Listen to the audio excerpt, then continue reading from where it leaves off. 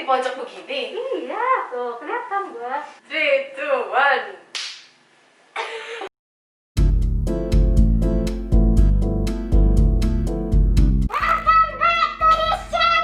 Jadi di episode kali ini kita kedatangan tamu yang lu bisa nunduk dikit gak? Nah, itu biar nggak kelihatan dulu gitu kayak. Udah kelihatan anjing. Adinda Fala. Hai. Dia nih selalu kayak Apa? Gue mau cerita dulu kenapa gue nggak pakai masker sedangkan kalian berdua pakai masker. Kenapa gitu? Jadi karena per hari ini gue baru menerima hasil swab gue yang kedua. Jadi kemarin gue baru swab lagi karena gue takut gue agak meriang kemarin. Gitu. Jadi kok lu baru bilang? Kalau gitu tidak kita undang. terus tapi hasilnya negatif gitu. Makanya jadi ya udah maksudnya tadi kalau misalnya tiga-tiga pakai masker kan agak mendem tiga-tiganya suaranya.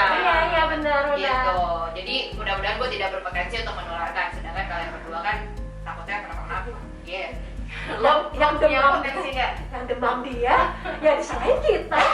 Kenapa ya? Karena gue akan berbicara mengenai banyak hal mungkin di sini. Jadi ya mudah-mudahan ini udah yang maksimal yang bisa gue atur gitu ya melalui protokol kesehatan untuk the new normal. Kita juga agak berjarak ya. Sangat berjarak. Agak berjarak ya. Sampai gue harus duduk di bawah nih. Gue menghormati sekali protokol kesehatan ini. Iya harus dong. Ya. Masker gue keren banget kan. Ade lagi memuji diri sendiri. Tapi ini emang masker bagus ya, nyaman dipakai. Jangan dipakai dan polanya tuh gue merasa seperti ninja, tau gak sih kayak. Tapi keren loh. Lo tau gak sih? Gak ada urusan. Ini masker yang gue pakai, leopard gini, say. Sudah. Itu ada motif-motif lain, motifnya macam-macam. Dan ada buat ukuran anak juga. Ini ada banyak banget, lucu-lucu banget, karena emang selucu itu ya.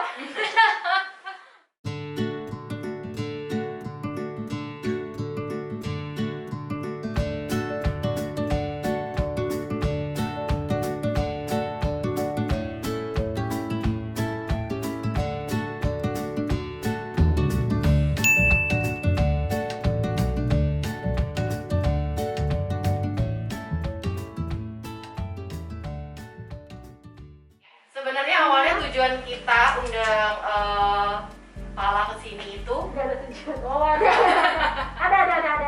karena kemarin pada tahu juga dia sempat jadi apa sih sebutnya relawan ya? Relawan di Wisma Atlet ya kayak kita pengen tahu gimana dia selama di sana, apa yang membuat dia berpikir untuk dia mau menerjunkan diri. Sementara kebanyakan orang justru ingin di rumah aja dan menghindari sumber-sumber COVID, dia malah berkecimpung. Tapi hebat sih. Langsung. Ya. Salut sih. Oke, sebenarnya awalnya itu adalah ketika mungkin gue cerita dari awal banget kali ya. Jadi faktornya adalah ketika gue lulus kuliah, gue itu merasa bahwa gue tuh langsung lulus lalu ya udah terus gue kerja di klinik yang pasiennya sehat semua. Pasiennya itu selalu datang dengan happy, cheerful. Gue kerja di klinik kecantikan kan, gitu.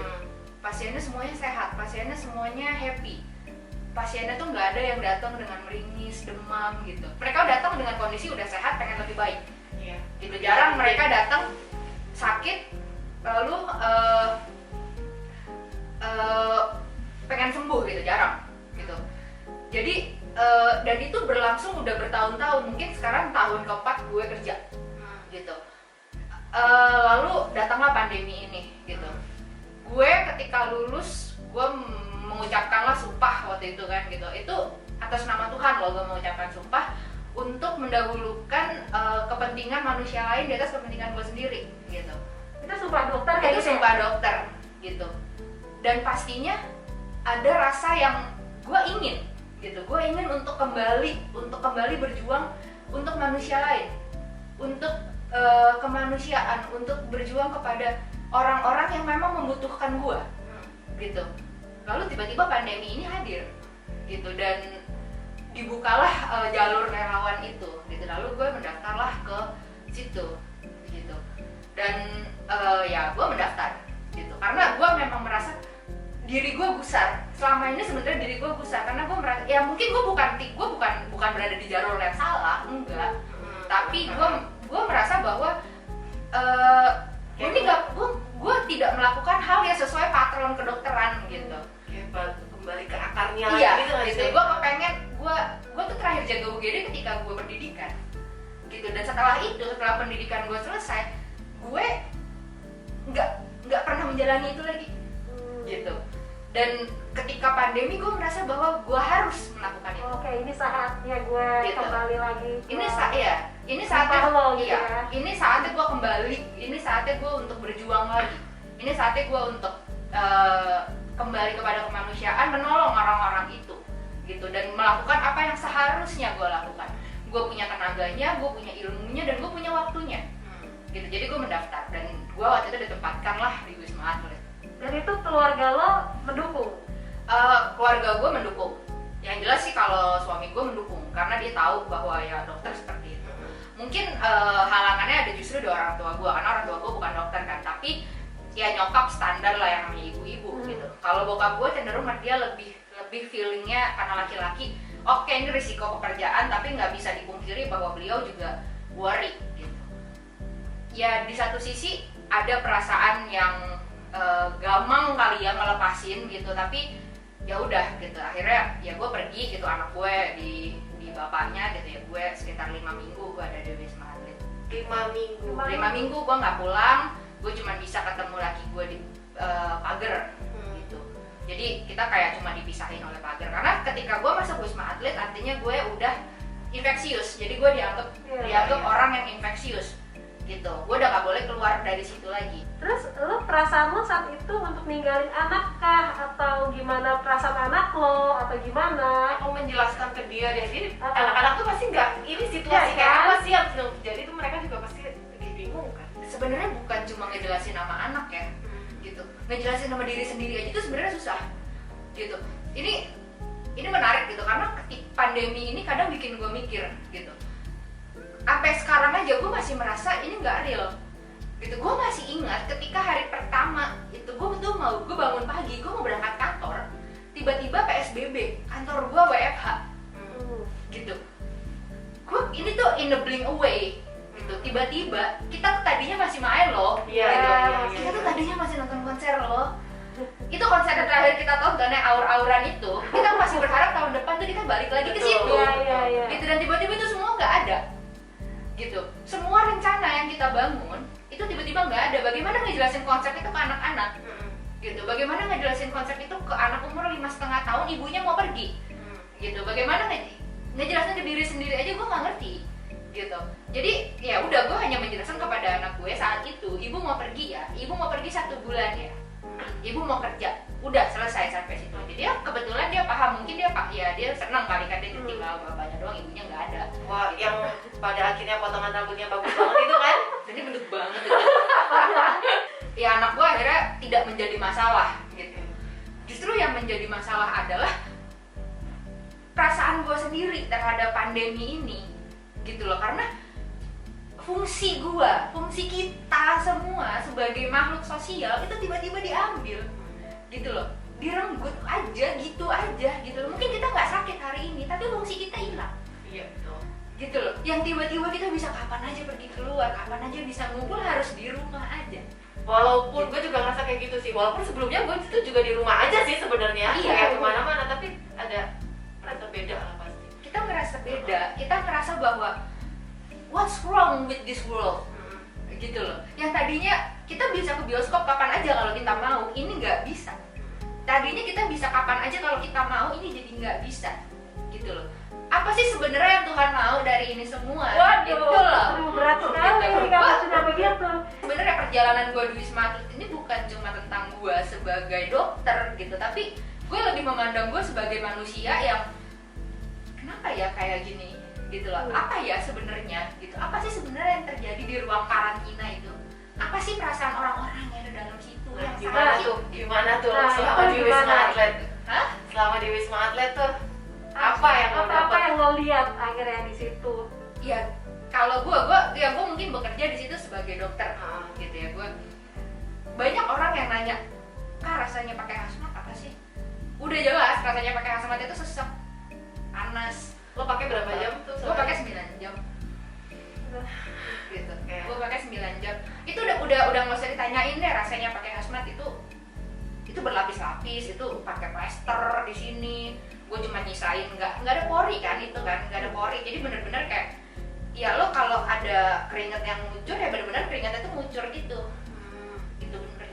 Nyet gitu. Berarti lo nggak boleh buang air? Gue nggak boleh buang air, gue nggak boleh makan, gue nggak boleh minum. 9 jam? 9 jam. Wow. Gitu. Jadi ya itu udah itu rasanya. Tapi perjalanan gue akhirnya hazmat itu buat gue melihat sisi lain dari sebuah hazmat. Ternyata hazmat itu mengembalikan perasaan gue menjadi manusia normal. Karena dengan hazmat gue bisa menyentuh orang. Oke. Gue bisa dekat sama orang dengan gue memakai hazmat. How ironic it is. Gue harus Iya banget sih. gitu. Dengan hazmat gue bisa memeluk orang. Teman-teman gue yang jaga, perawat, gue bisa menyentuh bahu mereka, gue bisa menepuk bahu mereka hanya dengan ketika gue memakai hazmat. Jadi secara tidak langsung perlindungan yang betapa panas dan gak enaknya itu justru mengembalikan fungsi gue sebagai manusia. Iya sih. Gitu. Sedih sih. Itu yang gue dapetin gitu loh di Wisma Atlet. Jadi kayak pandemik ini tuh bener-bener kadang orang berpikir itu cuma wabah gitu, tapi ya itu dia maksud gue, lo 5 minggu jauh dari keluarga, lo 5 minggu fungsi lo diambil alih ya kadang lo cuma bisa mikir gitu di situ gitu ya, mau ngapain lagi, orang lo nggak bisa ngapa-ngapain gitu, lo nggak bisa ya, lo nggak ada hiburan di sana, hiburan lo tuh cuma Grab Wheels aja gitu sama orang-orang yang di sana, orang-orang di sana juga ya Karena kayak ada main pingpong apa segala ya macam gitu. ada ya hiburan lo ya orang-orang di sana Iya, aja iya, iya. gitu. Sometimes lo balik ke kamar lo buka handphone ya udah itu aja gitu. Tapi teman-teman lo di sana pasti lo punya teman baru dong, banyak gitu kan? Iya itu menarik sih, itu juga menarik. Gue ini gue teman lo semua gitu, dan lo tahu betapa anomalinya gue sebagai seorang dokter. Mungkin lo punya beberapa teman dokter yang agak berbeda dengan gue. Laki gue pun juga agak beda sama gue. Gue sebagai dokter tuh mungkin agak berbeda karena gue merasa berbeda lah intinya gitu. Gue nggak bilang dokter yang normal seperti apa, dokter yang tidak normal seperti apa. Pokoknya intinya gue merasa berbeda. Wisma Atlet membuat gue merasa sama gitu. Karena ketika gue masuk ke sana, semua orang yang berbeda ini, kita datang dari Aceh hingga Papua. Kita masuk ke dalam gerbang situ, mungkin kita berbeda, tapi kita ada satu tujuan. Kita berada pada ketakutan yang sama, kita berada pada tujuan yang sama, kita berada pada rasa kemanusiaan yang sama, sehingga semua yang berbeda itu kita merasa sama di dalam situ. Ketika kita merasa berbeda itu, gue jadi merasa bahwa, oh gue tuh gak berbeda-berbeda banget ternyata. Gitu. Dan gue di dalam situ, gue merasa diterima, ternyata gue ini gak berbeda-berbeda banget. Gitu, gue yang mungkin tatoan, gue yang mungkin gue udah pakai tato di situ kemarin di situ gitu kan, gue yang rambutnya pendek gitu, gue yang mungkin doyan joget gitu, ternyata gue diterima di sana. Ternyata perasaan gue doang kok yang bilang gue berbeda, ternyata gue sama mereka. Kita ini mempunyai misi yang sama, kita memiliki tujuan yang sama. Ternyata yang membuat kita merasa berbeda adalah ketika kita memiliki tujuan yang berbeda. Ketika kita memiliki misi dan tujuan yang sama, maka nggak ada tuh perbedaan gitu. Itu gak cuma dari Jakarta aja ya? Dari Aceh, dari mana-mana semua datang, dari Papua. Tadi gue dengar itu ada persyaratannya kan?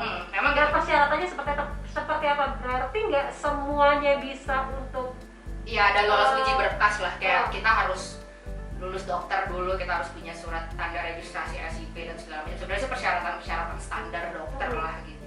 Terus ya udah diajukan, dan kalau emang lolos persyaratan nanti kita akan dipanggil, ditelepon via ID, terus ditempatkan di mana. Kebetulan kemarin gue ditempatkan di Wisma Atlet. kalau di misalnya per tempat, misalnya Wisma Atlet ada ini nggak sih, ada maksimal atau minimal berapa relawan gitu? Ya pokoknya sesuai dengan permintaan rumah sakitnya. Biasanya mereka minta 20, akan dipanggil 20. Pasiennya ada berapa sih di situ Bang? Banyak.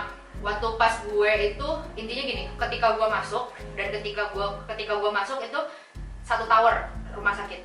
Satu tower rumah sakit itu sekitar satu lantainya itu sekitar 65 pasien.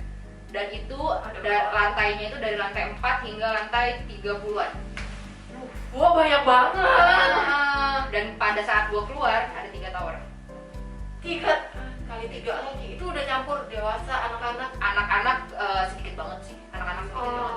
Jadi memang pergerakannya pasien tuh trennya makin tinggi gitu. Jadi memang akan harus makin hati-hati gitu. Terus lu ngeliat new normal ini gimana? Iya, ini mau nggak mau memang hal yang harus dijalanin gitu. Karena pandemi ini tuh makin masih lama gitu. Karena ini berhenti ketika vaksinnya ada. Kita nggak bisa hidup berdamai dengan ini tanpa masker, tanpa kita begini tuh nggak bisa. Tanpa kita nggak bisa kita kembali kayak dulu lagi. Kita bisa deketan, kita bisa cium-ciuman, kita bisa cipika-cipikian soal udah nggak bisa. Karena penyakit ini deadly gitu. Gue selalu bilang bahwa emang seberapa mematikan sih gitu. Kan gue nggak punya penyakit apa-apa, gue nggak punya asma, gue nggak punya darah tinggi. Orang yang sehat bisa mati karena ini gitu. Ini tuh kalau gue selalu mengibaratkan adalah ini tuh kayak toples, isinya permen semua nih, permen gitu ya. Ada satu permen yang semuanya sama, enak gitu ya, tapi ada satu permen yang bisa bikin mati. So will you take one of it gitu? Lo nggak tahu mana yang bikin mati gitu. Jadi lo akan ambil nggak satu gitu? Of course not. Iya kan gitu. Sesederhana itu sebenarnya. Dan masalahnya adalah lo nggak pernah tahu ketika lo terinfeksi lo mati atau enggak. Karena ini kan baru ada bulan Desember tahun lalu, studinya berjalan. Awal-awal ini hanya untuk penyakit yang komorbid, jadi untuk yang orang-orang asma berat, untuk hipertensi berat gitu. Tapi seiring berjalannya waktu ternyata orang-orang yang sehat pun bisa mati gitu. Dan orang yang studi yang peneliti pun nggak bisa memastikan orang yang terinfeksi ini, yang ini mah aman. Ketika umurnya masih 30 nggak punya komorbid mah kalau udah keinfeksi mah pasti aman. Nggak bisa. Nggak ada yang bisa memastikan ketika lo terinfeksi lo mati apa enggak gitu. Jadi yang paling penting adalah supaya jangan terinfeksi gitu. Nah, salah satu yang kita harus bisa lakukan adalah bagaimana kita tetap produktif, kita bisa beraktivitas tapi kita tidak terinfeksi. Itulah makanya yang dinamakan dengan the new normal ini gitu. Kita kan mau nggak mau harus beraktivitas kan tetap. Suatu hari sekolah harus berjalan. Suatu hari gue harus pergi ke kantor. Suatu hari lo berdua mungkin harus nganterin anak-anak kita ke sekolah. Harus pergi ke pusat perbelanjaan. Harus pergi misalnya ke klien. Itu kan harus gitu loh. Mungkin akan ada adaptasi, itulah yang dinamakan the new normal. Manusia itu sebenarnya terlatih loh untuk beradaptasi. Makanya kita dari dulu mungkin kita hidup di hutan, tiba-tiba kita hidup di kota, dari dusun misalnya gitu. Kita tuh sebenarnya terlatih untuk adaptasi. Nah sekarang bagaimana kita bisa beradaptasi dengan keberadaan virus di sekitar gitu. Ya mudah-mudahan akan ada caranya, akan ada jalannya, kita terbiasa dan sebagainya gitu. Oke lah, mau jawab pertanyaan? Yes. Oke. Hai. Dari Yanti Romadona, cara biar tetap sabar ngadepin orang yang cuek soal COVID, gimana ya dok?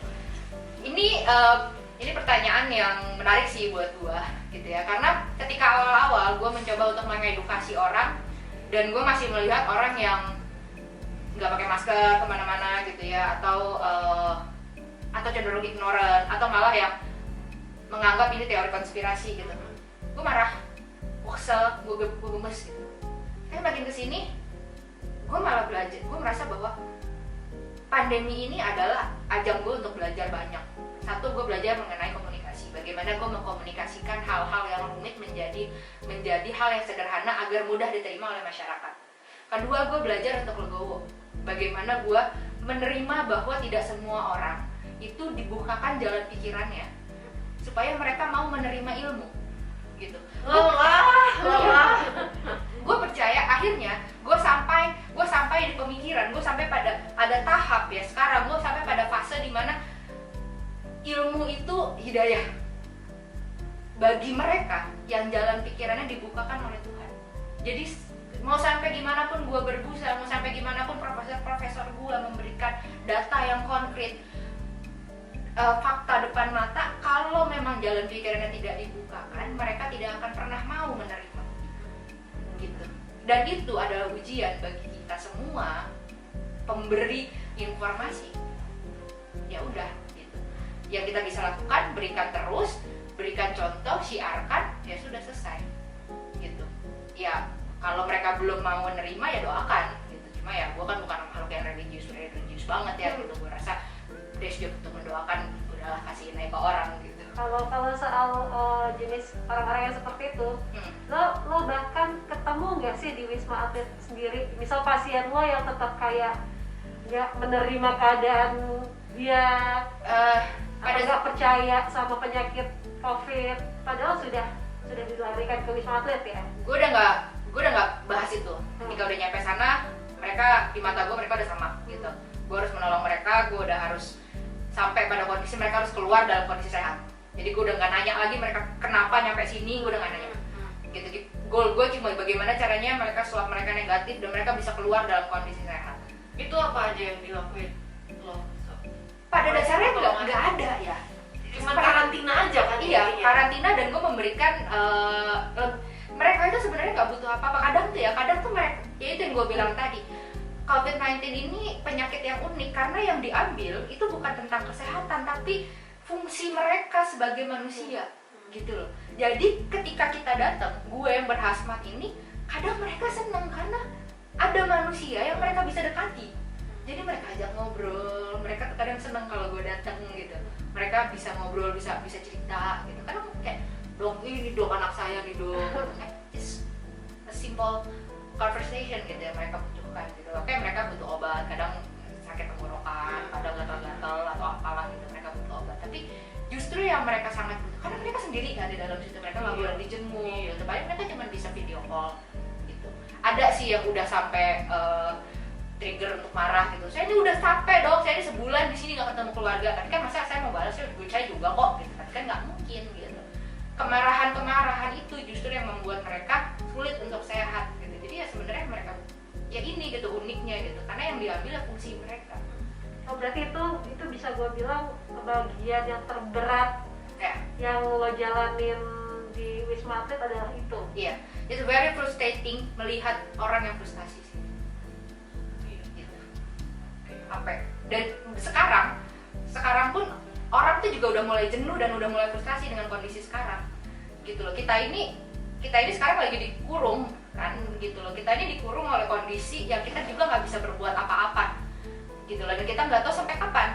Gitu, bahkan 1-2 tahun, kalau prediksi gue sih mungkin 2 tahun ke depan kita masih harus menghadapi yang seperti ini gitu loh, yang dulu ini nggak pernah kita bayangin. Ini bener-bener kita bangun tidur tiba-tiba semua diambil gitu loh. Gue bahkan udah nggak berani bayangin kapan gue datang ke Synchrona Space lagi gitu loh. Gue nggak bisa bayangin kapan gue ke The Burst lagi. Tahan bunda. Pertanyaan selanjutnya. Udah Lipstick. Enggak. ya Boleh, baik. sekali lipstick. Nah, kalau misalnya boleh dong kalau lo ceritain keseharian lo di sana ngapain aja dari pagi sampai malam. Kita kan agak penasaran ya, maksudnya relawan ngapain aja sih di situ gitu. Cerita tentang relawan kan ya? Kegiatannya apa? Gini, kalau gue cerita tentang relawan, gue cerita tentang manusia-manusia yang ada di sana kali ya. Cerita tentang dokter mungkin udah biasa. Gue dokter tuh ya udah di sana tuh dokter itu melakukan tugasnya. Gue nggak suka orang meromantisasi, oh tenaga kesehatan tuh pahlawan di pandemi ini. No, kita tuh hanya menjalankan tugas kok. Gitu. Tugas kita yang melindungi, menjaga orang sakit. Tugas kita yang mengobati gitu.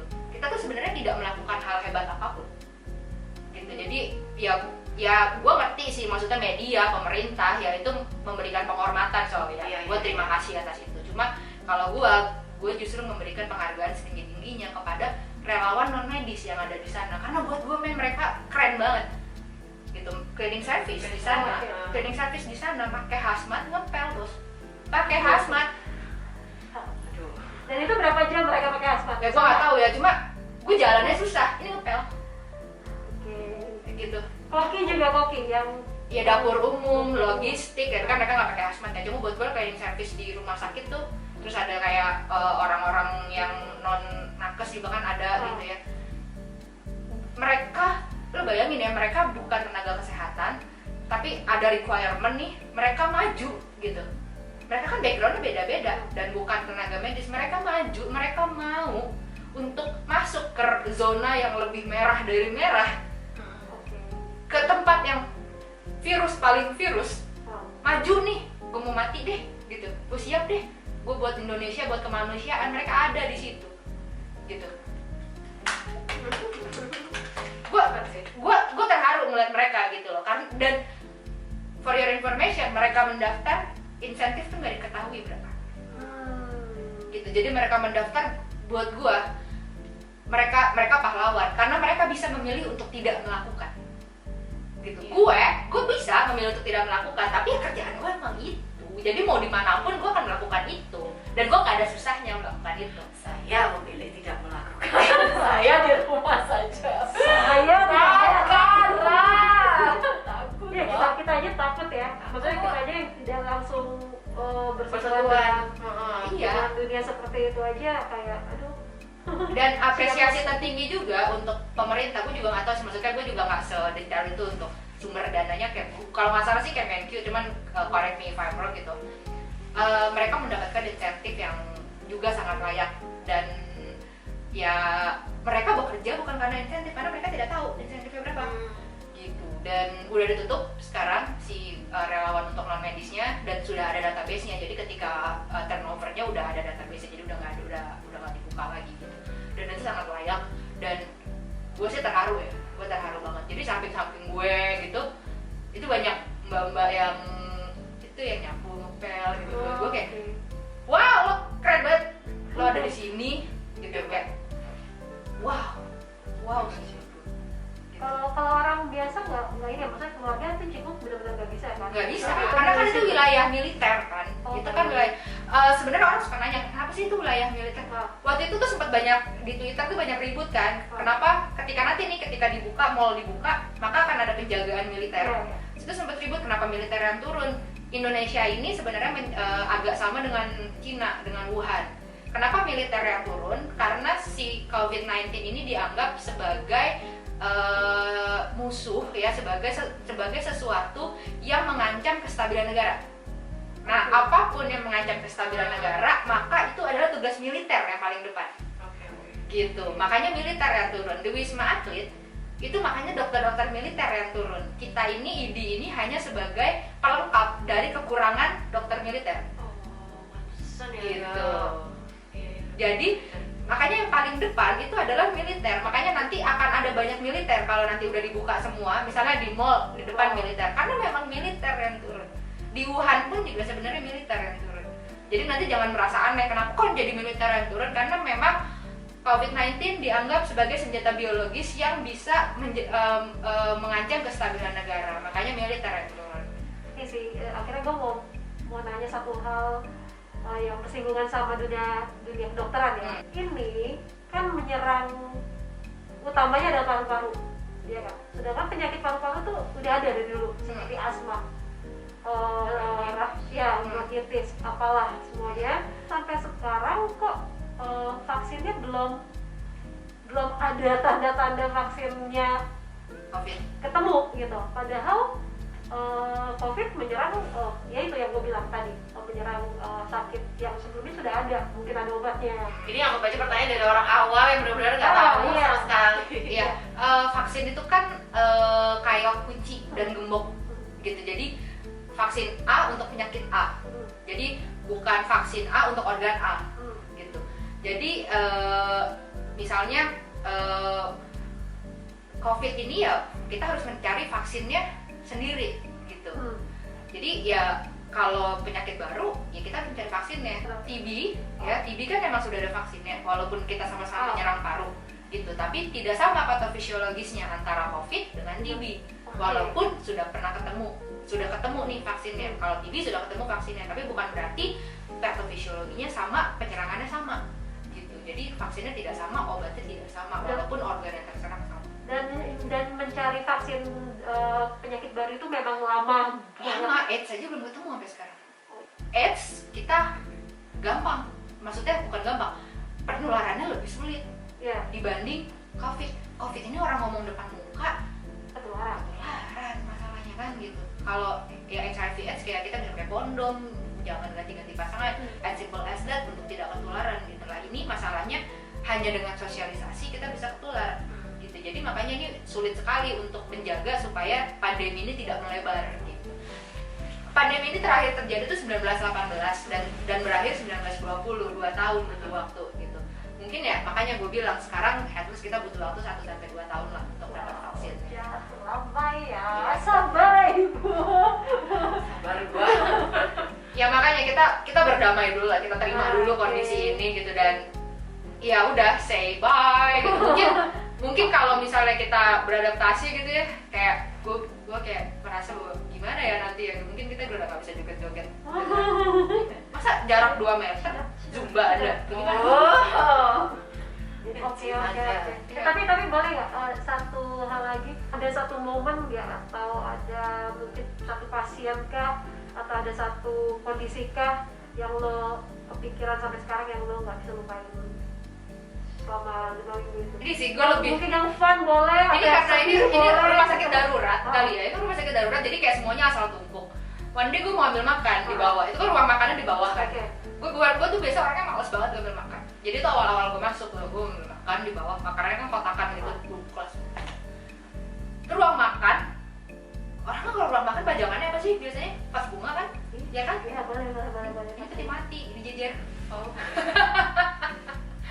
Sebuah salah satu usaha terlaris ya di tengah pandemi membuat peti mati. Beneran. Peti mati. Ada kok fotonya di IG story gue, peti mati dijejer di ruang makan. Mungkin emang mereka malas ngaruh lagi kali. Wow. Tunggu deh, pertanyaan itu kalau misalnya ada yang udah sembuh, itu langsung dibalikin pulang ke keluarganya atau? Dibalikin pulang. Oh ya, sama satu lagi gue akhirnya bisa ngeliat di dalam peti mati ternyata ada bantal ya Ruth ya. Mana gua tahu? Emang iya? Oh iya benar ada matanya. Oh karena kalau sampai di kapan nggak ada apa-apa. Nggak ada, mohon maaf. Kita nggak tahu. Ada bantalan ini nggak sih, ada alasnya juga kan? Itu adalah hal yang akhirnya gue tahu karena gue kan maksud gue kepercayaan gue tidak memakai peti mati. Iya. Itu saking gue penasarannya dan gue lewat akhirnya gue buka peti matinya. Lu ngapain buka coy? Penasaran? Ya masa gue harus nunggu mati dulu untuk gue tahu? Coya, ntar dulu. Seperti tidak ada kerjaan lain ya. Oke lah kalau begitu terima kasih Farah sudah berbagi ini. Banyak. Sekali lagi, kenapa gue nggak pakai masker? Karena gue baru banget swab dan hasilnya negatif dan mereka belum swab. Itu swab itu susu gitu. Iya. Oh, itu sakit nggak sih? Ngilu. Ngilu. Jadi ya kayak lu pakai cotton buds, tapi cotton budsnya segini gitu. Lo mau coba sekarang? Jadi Coba doang. Ke dalam ya, ke dalam sini, tapi dari hidung. Aduh gimana? Nah sekarang mumpung lagi di episode spesial COVID-19 kali ini dan dengan tamu yang sangat spesial kita. Jadi kali ini thank you banget ini dari Stencil Project sebagai hadiah untuk Farah Adin. Terima kasih. Buka dulu, coba dibuka. Wow. Coya, lucu sekali. Terima kasih. Ini tuh kaos limited edition yang dibuat sama Stencila sebagai penghormatan bagi pejuang COVID. Terima kasih. Thank you. Nanti kalau ada yang mau pesan juga segala Bisa ya? macam kita bisa dong. Oke. Nanti ditaruh Instagramnya di situ. Oke. Oke.